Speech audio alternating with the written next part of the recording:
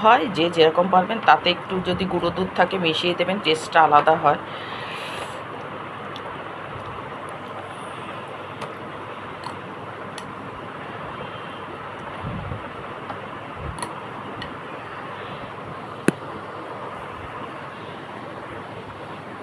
এবারে চামচি দিয়ে কন্টিনিউ ফেটাতে হবে।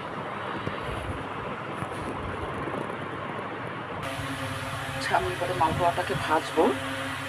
তার আগে একটু নারকেল কুড়িয়েছি, নারকেল দিয়ে দেবো। নারকেলটাকে পুরো দিয়ে দিলাম, বেশি না, খুব সামান্য দিয়ে ফেটিয়ে নেব। কড়াইতে তেল দিয়ে দিয়েছি, গরম হচ্ছে।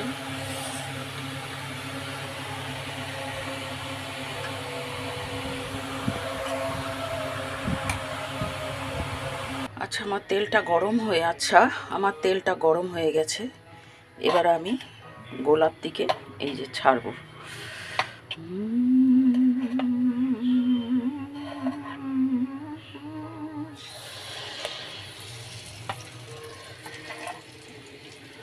বড় করে করতে গেলে এবারে চেপে চেপে দিতে লাগবে।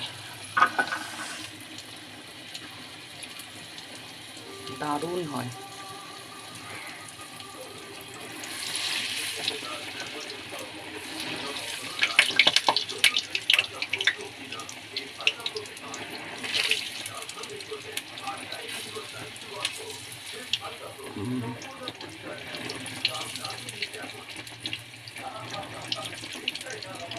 এরম করে চেপে চেপে ভাজবেন, তাহলে খুব সুন্দর ভাজাটা হবে।